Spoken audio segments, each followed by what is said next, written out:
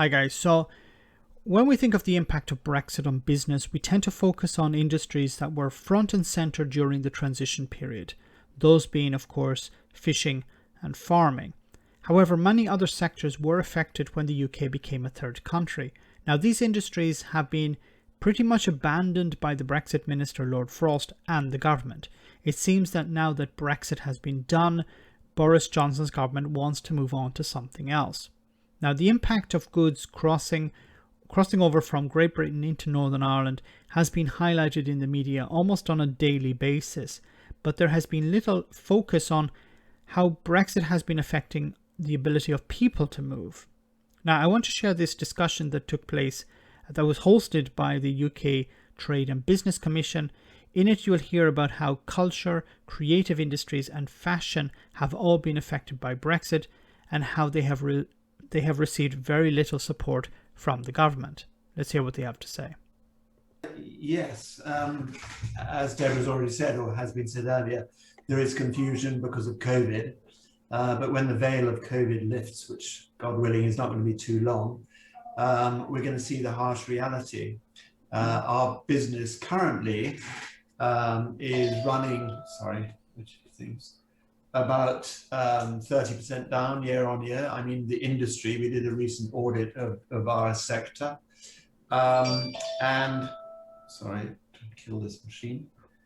And it's fair to say that our European business is down even more. And the problem there is that if the COVID status is a proxy, as it were, for Brexit, then we're going to see a very substantial decline in our income from Europe.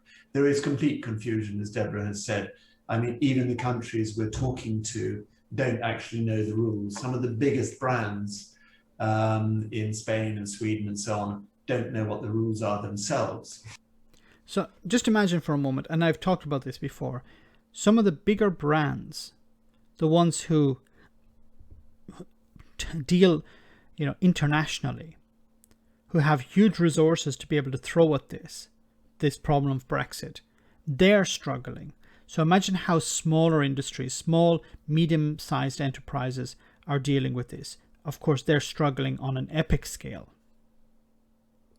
So God knows how we're supposed to know what the rules are. We invested a lot of money last year with a company called Fragonard, which is a major European legal firm who specialize in immigration. And they gave us guidance for our 8 major markets, so Spain, France, Italy, and so on. Everyone is different, as I'm sure everybody knows, and there are 27 different member states as well. Every single one is different, and it's impossible. We'll go into more detail, I'm sure, a little later on in terms of some of the real practical difficulties we have. But, our industry will not be able to survive for too long if we just simply don't get European revenue. The only thing I would add to that is that for the last 10 or 15 years, Europe has been really a home market for us. It gets treated as a home market. So the major fashion brands in Europe, be they Zara or Mango or H&M, they treat the UK as a local supplier, and they are likely to book a model with just a couple of days notice and say, can they fly out tomorrow, shoot the next day, fly home again? And they have become a considerable part of our income. As you can see on every high street, they've displaced many older British clients that no longer exist. So they've had to become that. And, they may represent 20 to 25% of my agency's business on a regular basis. And now we cannot, by and large, get the papers to get them there. That work has gone, and the pandemic has only served to highlight what Brexit really means in terms of the inability to travel. A lot of these things were predicted before, and also during the transition period, these types of problems, that smaller businesses, and of course the fashion industry was not highlighted because it was unfortunately not as sexy as fishing or the farming industry. But we highlighted these issues before. Many industries that needed staff from abroad, needed to fly people in and out of the country quickly, as he has highlighted here. These were going to be problems. And the response from Brexiteers was stop engaging in Project Fear, stop engaging in scaremongering. None of these issues will be surmountable. None of these will actually be issues.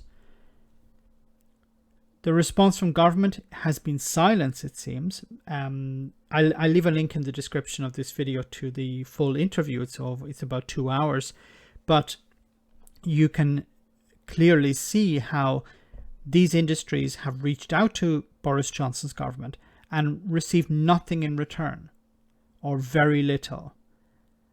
And what's going to happen is they're going to have to lay off staff. They're not going to be able to expand, or they're going to be forced to relocate part or all of their business into the EU. And how is that a Brexit dividend? How is that a benefit of Brexit? Of course it isn't. Let me know in the comment section, guys, what you think. As always, your comments are greatly appreciated. Thanks a lot. I want to say a big thank you to all of my patrons. You ensure that this channel continues to exist. I'm eternally grateful for all of your support. If you join Patreon, you will receive instant access to our Discord server, where we have both audio and video chats. You can chat with me and other patrons, where we discuss important and non-important issues. Becoming a patron per month costs about the same as a large coffee, so why not check it out?